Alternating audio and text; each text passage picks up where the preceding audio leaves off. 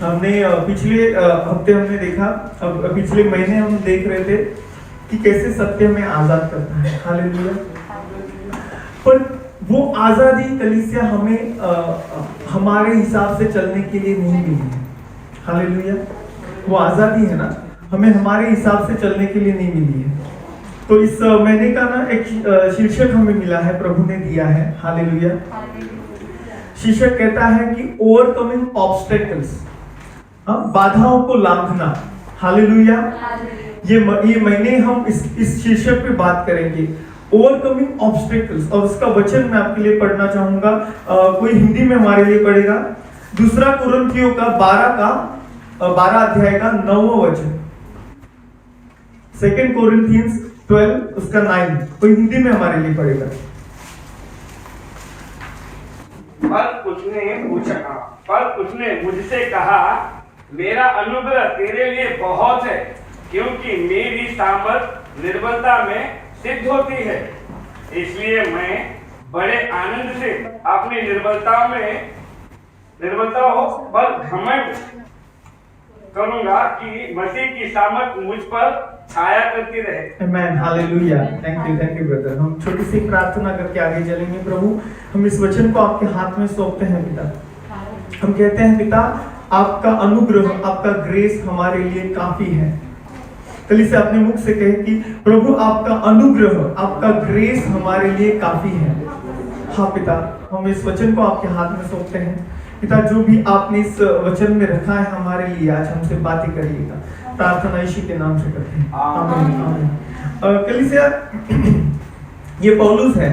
पौलुस कहता है प्रभु से कि वो कहता है कि मेरे अंदर एक कांटा रखा हुआ है कि मैं घमंड ना करूं, मैं जो प्रकाशन की बातें मुझे मिली है उस पे घमंड ना करूं। और वो प्रभु से कहते हैं कि प्रभु इसमें से वो कांटा मेरे अंदर से निकालो। 3 बार उसने कहा, पर परमेश्वर ने कहा मेरा अनुग्रह तेरे लिए काफी है। आज प्रभु हमसे ना ये अनुग्रह, ग्रेस, इस शब्द के बारे में कुछ बोलना चाहते हैं। जब मैं प्रभु से पूछ रहा था कि प्रभु क्या है ग्रेस, इस शब्द में से आपको क्या कहना है, हमें हमेशा हम बाइबल में पढ़ते हैं, प्रभु हमसे कहते हैं कि मेरे अनुग्रह में चलो। देखिए कलीसिया, आज जो भी गवाहियां घटी है ना आप लोगों के साथ, छोटी हो, वो बच्चे की हो या बड़ी से बड़ी हो, वो कोई छोटी बड़ी गवाहियां नहीं है। वो सिर्फ एक ही दर्शाता है कि हम परमेश्वर के अनुग्रह में चल रहे हैं। देखो, कोई सांता क्रूज में चल रहा है, कोई अंधेरी में चल रहा है, कोई मलाड या कहीं पे भी चल रहा है। अलग अलग जगह में हम घर देख रहे हैं, हम शादी के लिए हमारे लिए रिश्ते आ रहे हैं। पर ये सारी बातें अगर हम प्रभु को धन्यवाद देते हैं तो हम एक रास्ते में चल रहे हैं, हम एक ट्रैक में चल रहे हैं। हालेलुया। तो प्रभु ने मुझसे कहा, जब मैं प्रभु को पूछ रहा था कि प्रभु क्या है, आपके अनुग्रह में चलना क्या है, तो प्रभु ने मुझे बोला कि ग्रेस में चलने का मतलब है गॉड की रेस में दौड़ना। हालेलुया। देखिए, अगर ग्रेस को हम अगर देखेंगे ना तो उसमें जी आता है और आगे रेस आता है, तो इट्स गॉड्स रेस। हालेलुया। ये रेस जो है ना जिसमें हम दौड़ रहे हैं ना, ये परमेश्वर की होनी जरूरी है। यानी हम हमारी जरूरतों के पीछे अगर हमारे बल पे दौड़ेंगे तो हमारी रेस होगी। अगर हमारी जरूरतों के पीछे प्रभु हमें दौड़ा रहा है और उसके अनुग्रह में हम दौड़ेंगे तो वो गॉड की रेस होगी। हम एक वचन को, मैं 2 वचन हमारे लिए कोई पढ़ेगा हिंदी में। दूसरा इतिहास उसका 20वां वचन, 2 क्रॉनिकल्स उसका 20 चैप्टर, उसका 15 और 16 का सिर्फ एक भाग हम पढ़ेंगे। दूसरा इतिहास की किताब 20 अध्याय 15 और 16। तब वह कहने लगा, हे सब यहूदियों, हे यरूशलेम के रहने वालों, हे राजा यहोशापात, तुम सब ध्यान दो, यहोवा तुमसे यो कहता है, तुम इस बड़ी भीड़ से मत डरो और तुम्हारा मन कच्चा ना हो, क्योंकि युद्ध तुम्हारा नहीं परमेश्वर का है। कल उनका सामना करने को जाना। हाँ बस, थैंक यू सिस्टर। देखिए, ये इसका थोड़ा सा बैकग्राउंड मैं आपसे कहना चाहता हूँ। ये यहाँ पे ना यहोशापात करके एक राजा है इजराइल का, और उसके खिलाफ ना मोआबियों और अम्मोनियों ने ना हमला किया और बहुत बड़ी संख्या में लोग आए। देखो प्रभु का वचन कहता है हम ना आखिरी समय में है, यहाँ पे ना अंधेरे की जो शक्ति है ना, अंधेरा जो है ना, अंधेरे का जो प्रमाण है ना वो बढ़ने वाला है। और ऐसे वक्त में एक वहां पे एक ये है परमेश्वर का जन है, उसके ऊपर परमेश्वर की आत्मा उतरती है और वो ये 15वां वचन कहता है, उसका नाम है यहज़ीएल। यहज़ीएल का मतलब होता है याहज़ीएल, ये दो शब्द से बना है। याह का मतलब है परमेश्वर, परमेश्वर देखता है। उस जिस बंदे पे परमेश्वर का आत्मा उतरा ना, उस बंदे का नाम था कि परमेश्वर देखता है। वो कहता है यहोशापात से इस और पूरे यहूदा से और यरूशलेम से कि इस बड़ी भीड़ को देख के मत डर, क्योंकि ये जो युद्ध है ना ये तेरा नहीं है, ये परमेश्वर का है। हालेलुया। आज प्रभु हमसे कहना चाहते हैं ये जो रेस जिसमें आप दौड़ रहे हो ना, ये आपकी नहीं है, ये मेरी है। हमें सिर्फ उसमें दौड़ना है। हालेलुया। और आगे 16वां वचन का अभाग कहता है कि कल, इसमें ऐसा लिखा है कल तुम मार्च करो। इंग्लिश में लिखा है टुमारो मार्च डाउन अगेंस्ट देम। हालेलुया। देखिए हम मार्च के महीने में हैं। आज प्रभु हमसे कहते हैं कि अपनी बाधाओं की तरफ मार्च करो, अपनी बाधाओं की तरफ टूट पड़ो, बाधाओं से दूर मत भागो। कलीसिया आज हमारे जीवन में क्या बाधा है पता? बहुत सालों से कोई रिश्ता था, टूट रहा है। बहुत सालों से कोई एक औदा था, शायद दूर हो रहा है। बहुत सालों से कोई चीज मिलने के सामने थी पर आज किसी कारण वो नहीं मिल रही।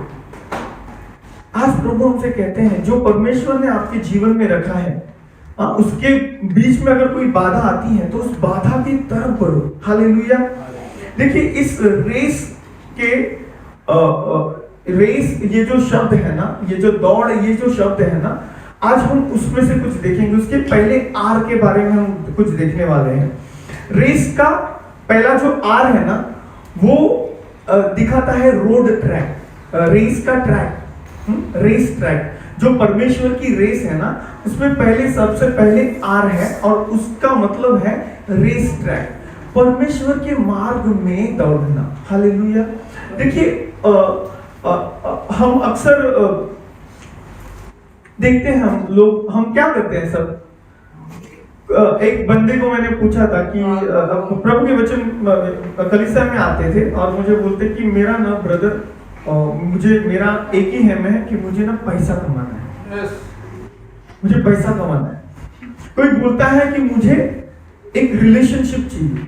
आज हम सब ना अपनी अपनी दौड़ में लगे हुए हैं, यानी अपने अपने मार्ग से वो चीज को हासिल करने पे हम लगे हुए हैं। प्रभु आज कहता है कि तू मेरे मार्ग में दौड़। वो सबसे पहला जो आर है ना वो परमेश्वर का रेस ट्रैक है, परमेश्वर का मार्ग है। क्योंकि हमने अभी जस्ट क्या देखा, ये बैटल, ये जो युद्ध है वो परमेश्वर का है। ये जो रेस है ना ये परमेश्वर का है। परमेश्वर ने आपको इस रेस पे लाया है। आप अगर अपने बल से आना चाहते आप नहीं आ सकते थे।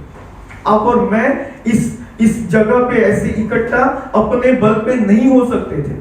अगर प्रभु ने हमें हमारे मार्ग, उनके मार्ग पे हमें लाया है तो उनका अनुग्रह काफी है उस पे चलने के लिए। वो क्या होगा देखिए, ये ग्रेस जो होता है ना, हम उसके लिए आगे वाला वचन पढ़ेंगे। दूसरा इतिहास का 20 का कोई 17 पढ़ेगा। दूसरा इतिहास 20 अध्याय 17 वचन।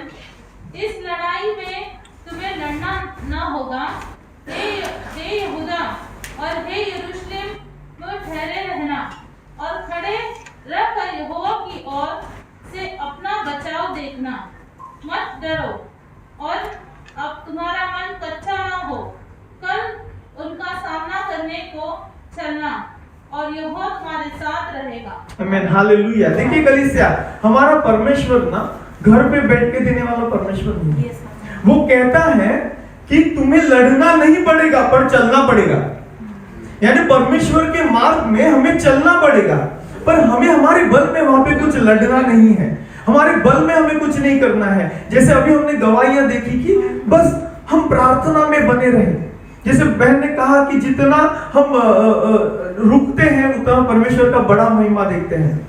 यहाँ पे यहोशापात के सेना को परमेश्वर ने कहा था उस जगह तुझे चलना होगा जहां पे मैं लेके जाना चाहता हूं, पर तुझे लड़ना नहीं होगा। देखिए, कोई भी युद्ध बिना लड़े नहीं जीता जाता, पर परमेश्वर का वचन यशायाह 55 उसका 8 और 9 कहता है कि परमेश्वर के मार्ग अलग है इंसान से। हम इंसान जब इंसान होते हैं ना, तब हम जो काम करते हैं ना वो इंसानों वाले होते हैं। हमें लगता है कि मैं करूंगा, मैं बहुत ज्यादा पढ़ूंगा तो मैं सक्सेस मिलाऊंगा, और इसलिए क्या करते हैं ना, हम संडे मंडे सब छूट जाते हैं, चर्च नहीं जाना, सारी बातें। क्यों? हम क्या सोचते हैं, अरे प्रभु ने मुझे ये दिया है ना, प्रभु ये बोल रहा है ना ये एग्जाम दो। ठीक है, ऐसा नहीं है कि एग्जाम को नहीं जाना है, एग्जाम को जाना है। मेरा अगला संडे एग्जाम है और मैं चाहूंगा कि आप मेरे लिए प्रार्थना करिएगा, अगले संडे मैं नहीं रहूंगा। हमें एग्जाम के लिए जाना है, पर हम सिर्फ पढ़ाई का कारण देके, ऑफिस का कारण देके हम परमेश्वर की संगति में आना ना छोड़ें। कलीसिया, हमेशा मैं कहता हूं आपसे कि अगर अगले संडे आपको कोई बुला रहा है ना काम पे, आप आज से प्रार्थना करिएगा। देखिए, प्रभु आपको ऐसा होने देंगे। एक तो ऐसा जॉब पहले आप ढूंढिएगा जो संडे को आपको कलीसिया में आने की अनुमति देता है, और अगर ऐसे जॉब में भी आपको बुलाया जाता है, आज से प्रार्थना करिएगा। हम क्या करते हैं पता है, अक्सर हम उस दिन में ऑफिस जाने के लिए यहाँ पे एडजस्टमेंट करते हैं कि भाई मेरी सेवकाई कोई करेगा क्या, कोई दूसरा और हम वहां जाने के लिए यहाँ पे एडजस्ट करते हैं। यहाँ आने के लिए वहां पे एडजस्ट करिएगा। हालेलुया, वो आशीष है, वो परमेश्वर की इच्छा है। देखिए, अभी एक रेस में चलने से ना क्या होता है, मैं जब प्रभु से पूछ रहा था तो प्रभु ने ना मुझे 3 एस बताए। परमेश्वर के एक दौड़ में, परमेश्वर के ट्रैक में, रेस ट्रैक में चलने से ना 3 चीजें होती हैं। हम पहली बात देखें, पहली बात उसके पहले हम एक्सोडस को खोलेंगे। कोई हमारे लिए निर्गमन का 13वां अध्याय 13 चैप्टर उसका 17 खोलेंगे। देखो, हमेशा हम बोलते हैं हम आत्मिक इजराइल हैं, हम आत्मिक इजराइल हैं, हम आत्मिक इजराइल हैं। और इसलिए क्या है ना कलीसिया, कि इजराइल की कुछ बातें ना अच्छी या बुरी दोनों हमें दिखती है। बहन पढ़िएगा निर्गमन का किताब 13वां अध्याय उसका 17वां वचन। निर्गमन की किताब 13 अध्याय 17 वचन। जब फिरौन ने लोगों को जाने की आज्ञा दे दी, तब यद्यपि कि परिस्थितियों के देश में ये होकर जो मार्ग जाता है वो छोटा था, तो भी परमेश्वर यह सोचकर उनको उस मार्ग से नहीं ले गया कि कहीं ऐसा न हो कि जब वे लोग लड़ाई देखे तब पछताकर मिस्र को लौट आए। उसके साथ निर्गमन का 14 का 1 और 2 पढ़िएगा। निर्गमन की किताब 14 अध्याय 1 और 2 वचन। यहोवा ने मूसा से कहा, इस्राएलियों को आज्ञा दे कि वे लौटकर मिग्दोल और समुद्र के बीच और पीहाहीरोत के सम्मुख और बल सपोन के सामने अपने ढेरे खड़े करें। उसी के सामने समुद्र के तट पर ढेरे खड़े करें। थैंक यू देखिए, यहाँ पे क्या हो रहा है ना, थोड़ा सा बैकग्राउंड जानते हैं कि इजिप्ट में से, मिस्र में से परमेश्वर इजराइल को निकाल ला रहा है। अगुआ कौन था उनका? मूसा। शरीर में मूसा और आत्मा में स्वयं परमेश्वर। हालेलुया। अगर हम अगुए की बात करते हैं, जब शरीर में तो मूसा था। उस मूसा को उन्होंने अपना अगुआ खुद से माना था। जब प्रभु के कामों को उन्होंने देखा, जब अच्छी अच्छी बातों को करते थे, वो मूसा के नजदीक आते थे, क्या भाई क्या बड़ा है यार, क्या क्या अद्भुत है तू, क्योंकि उसको ही वो देख रहे थे ये कर रहा है कुछ। अभी देखिए, अगर हम मैप को देखेंगे ना, तो ये मिस्र में से जब इजराइल को निकाला गया, तब ना लेफ्ट में एक छोटी सी गली जाती थी और जल्दी पहुंचाती थी प्रॉमिस लैंड के लिए, जो फलिस्तियों के देश से जाती थी। अभी परमेश्वर को ये पता है, उनको उनको शायद पता होगा या नहीं होगा, क्योंकि गुलाम लोग थे, शायद बाहर ज्यादा निकले नहीं होंगे। हाँ, पर वो चल रहे हैं, मूसा जैसे दिखा रहा है, वो खंबा चल रहा है आग का और क्लाउड का खंबा चल रहा है, वो चल रहे हैं। प्रभु क्या कहता है उनको, एक्सोडस निर्गमन के 14 में हमने देखा, उसको मिगदोल और वो क्या शब्द इस्तेमाल किया है, पीहा हेरोत।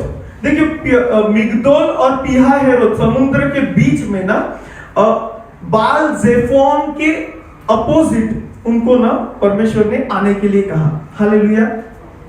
देखिए कलीसिया, अक्सर क्या होता है ना, हम जब ना कठिन परिस्थिति में आ जाते हैं ना, तब हम उस परिस्थिति तक ले जाने वाले इंसान और पूरी वो जो परिस्थिति होती है ना, उसको कोसते हैं। जब उन्होंने देखा कि सामने समुद्र है, ऑब्स्टिकल है, बाधा है और पीछे से फिरौन आ रहा है। अगर हम आगे पढ़ते हैं एक्सोडस 14 उसका 3 और 4 वचन, तो परमेश्वर कहता है मूसा से कि मैं ऐसे करूंगा कि मैं फिरौन को उसका हृदय कड़क करूंगा और उसको पीछे भेजूंगा। देखिए कलीसिया, सामने एक बाधा थी, पीछे फिरौन आ रहा था।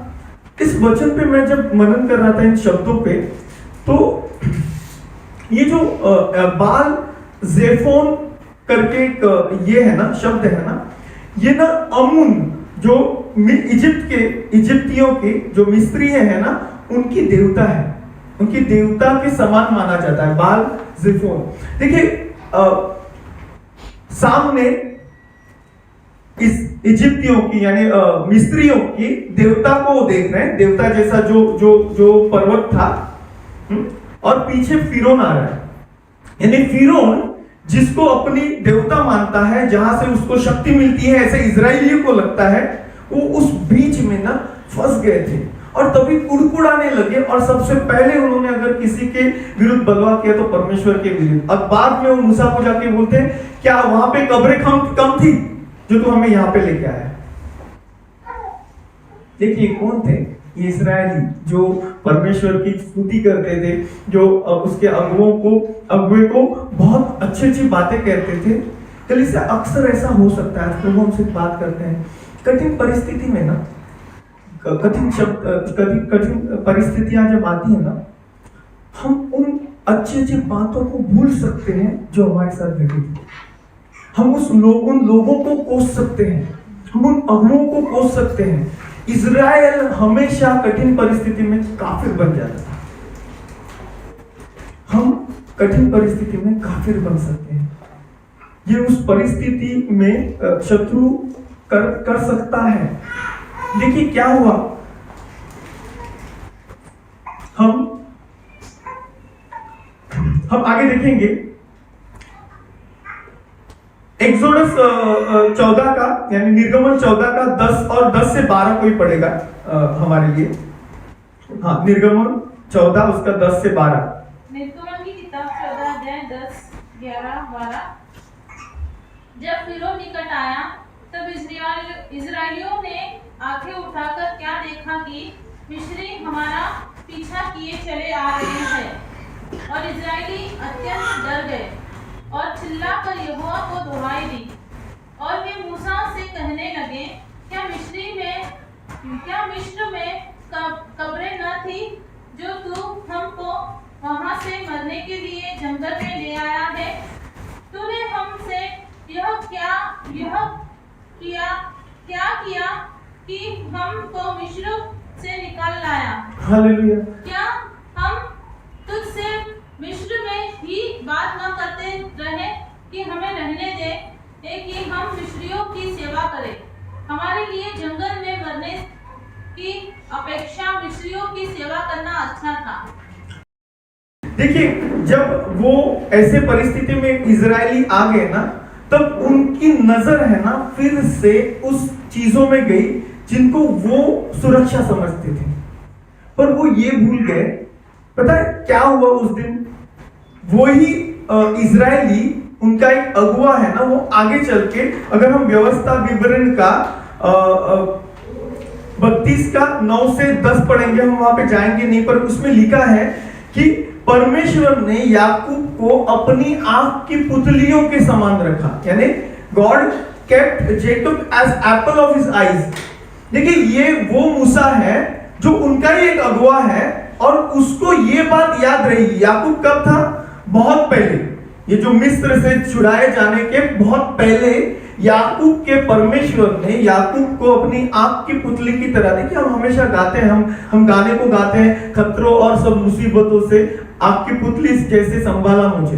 पर जब मुसीबतों को हम देखते हैं ना, हम बाधाओं को देखते हैं ना कलीसिया, पता नहीं हमारे अंदर में डर अंदर आ जाता है। आज कलीसिया सबसे पहले जो एस हमें प्रभु कहते हैं, that is safety, security from danger and security from fear. आज प्रभु में जो चलता है, प्रभु के मार्ग में जो चलता है ना, उसको सबसे पहले अगर कोई मिलता है ना तो उसको सिक्योरिटी मिलती है। अक्सर देखिए इसको डे टू डे लाइफ में हम कैसे करते हैं ना, मैं जब मेरी पिछले 4 महीने पहले मेरी शादी हुई, तो मैं प्रभु से चाहता था कि प्रभु मुझे कोई जॉब, यानी देखिए कोई नया जगह जाना है, रेंट पे कोई कुछ चीज को लेना है, हाँ हाउस को लेना है, तो मेरे पास थोड़ा सा था, पर आगे कैसे चलेगा, मेरे हाथ में कुछ नहीं था। प्रभु कुछ नया हाथ में देने से पहले ना कलीसिया, हाँ कुछ अद्भुत करने से पहले ना आपको सिक्योर करते हैं। ये इजरायलियों के साथ हो रहा था उसमें।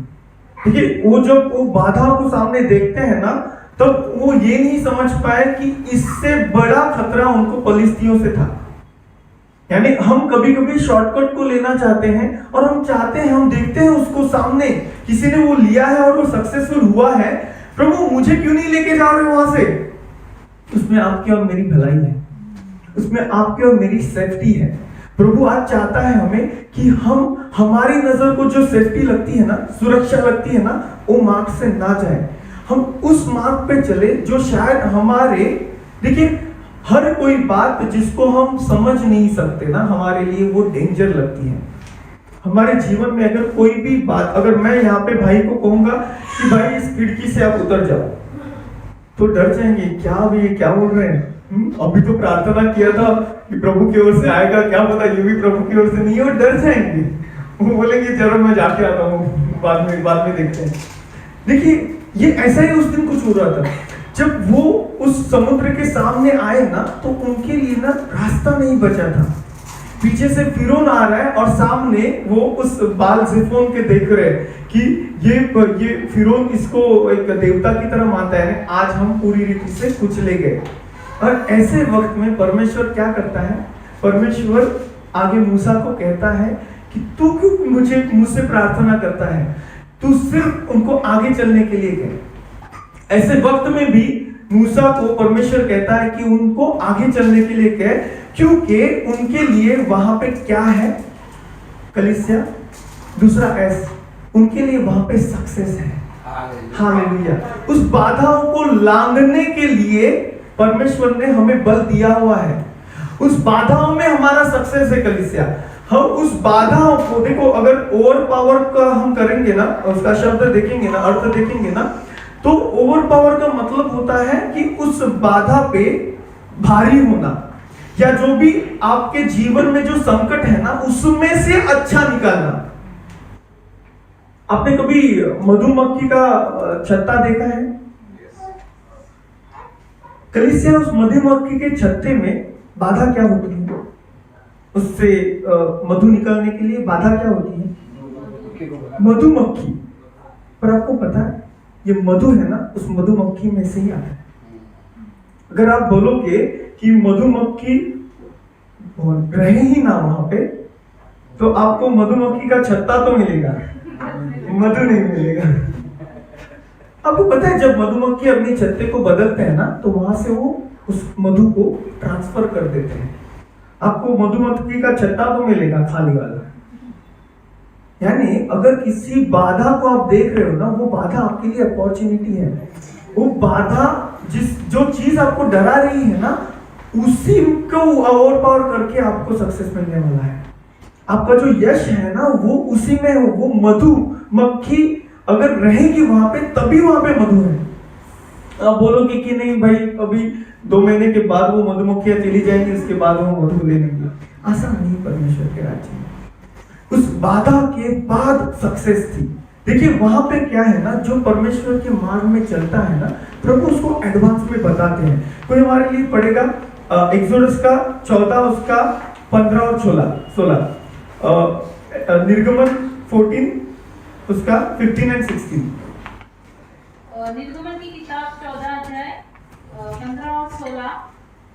तब यहोवा ने मूसा से कहा, तू क्यों मेरी दुहाई दे रहा है?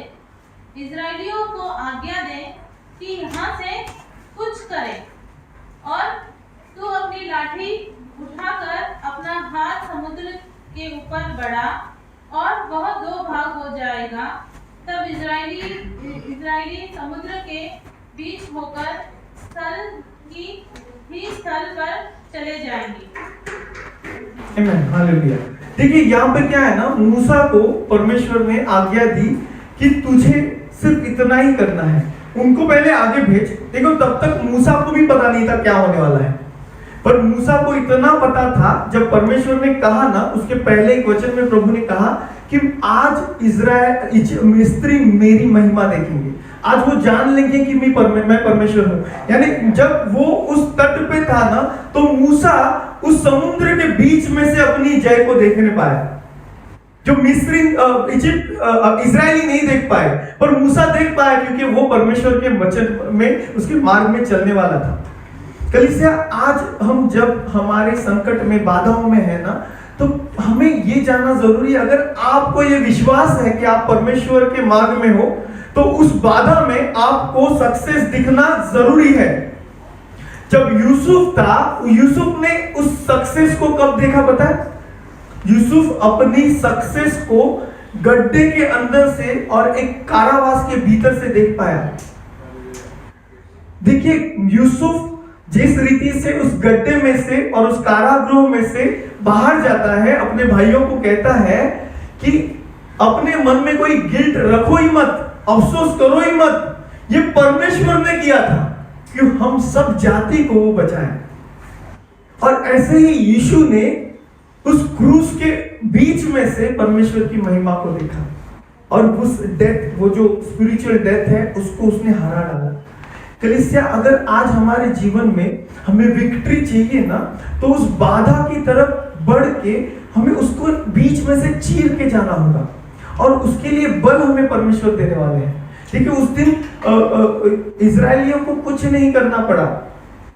कलीसिया, उस दिन का परमेश्वर का महिमा इतना बड़ा था, क्योंकि जब वो लाल समुद्र 2 भाग में हो गया, यहाँ पे परमेश्वर का वचन कहता है कि वो सूखी भूमि में से आगे चले। कलीसिया, जैसे एक सूखी भूमि पे वो तट पे खड़े थे ना, वैसे ही उसी कंफर्ट में वो आगे बढ़े।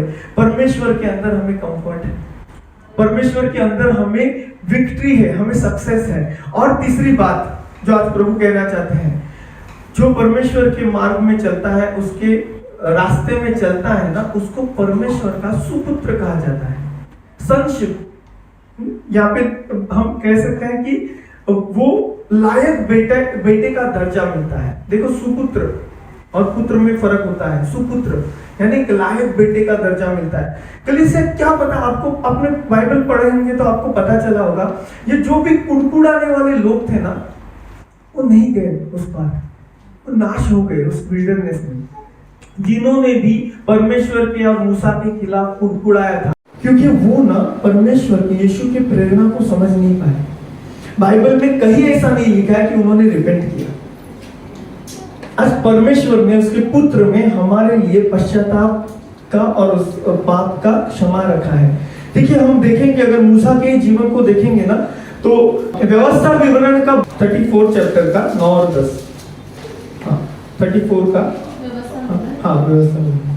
व्यवस्था विवरण 34 9 और 10। और नून का पुत्र यहोशू बुद्धिमानी की आत्मा से परिपूर्ण था, क्योंकि मूसा ने अपने हाथ उस पर रखे थे, और इजरायली उस आज्ञा के अनुसार जो यहोवा ने मूसा को दी थी, उसी की ही मानते रहे। और मूसा ऐसा कोई नबी नहीं उठा जिससे यहोवा ने आमने सामने बातें की। Hallelujah, thank you. देखिए, मूसा के बारे में परमेश्वर का वचन कहता है कि मूसा से परमेश्वर ने आमने सामने बातें की। वचन इंग्लिश में लिखता है God knew Moses face to face.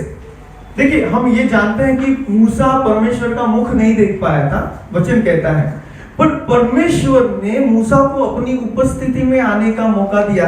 देखिए, अगर यूहन्ना का 6:46 हम पढ़ते हैं ना, तो मैं इंग्लिश में पढ़ना चाहूंगा। Not that everyone has seen the father except the one who is from God, he has seen the father.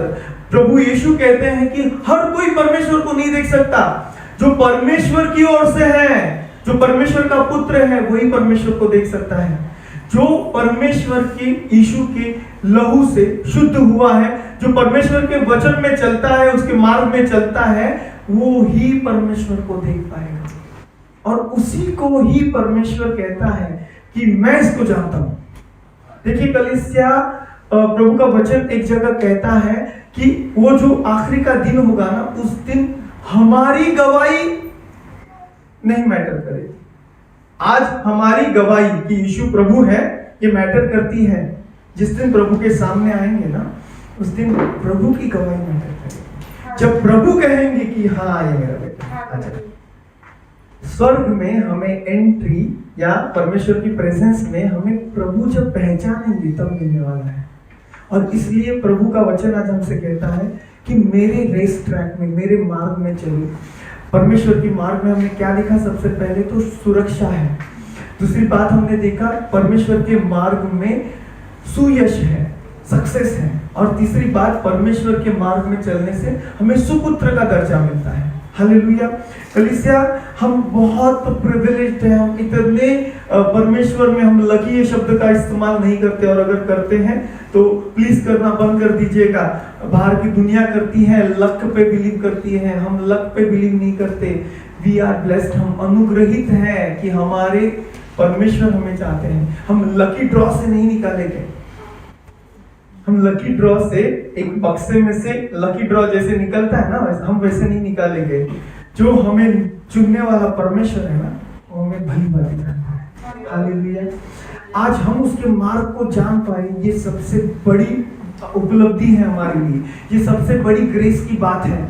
तो आज जो हमने ये पहला जो देखा है ना, रेस का आर, परमेश्वर का रेस ट्रैक, परमेश्वर के मार्ग में चलो कलीसिया, उसमें हमें सुरक्षा है, उसमें हमें सुयश है, और उसमें हमें सुपुत्र होने का दर्जा है। क्योंकि उस दिन, आखिरी के दिन, ऐसे कितने लोग होंगे जिनको सुरक्षा मिली होगी, जिनको सुयश भी मिला होगा। वो कहेंगे, प्रभु हमने तेरे मार्ग में चले, तेरे साथ खाया पिया, पर प्रभु कह सकता है कि मैं तुम्हें नहीं पहचानता, क्योंकि वो असली में परमेश्वर के मार्ग में नहीं चले।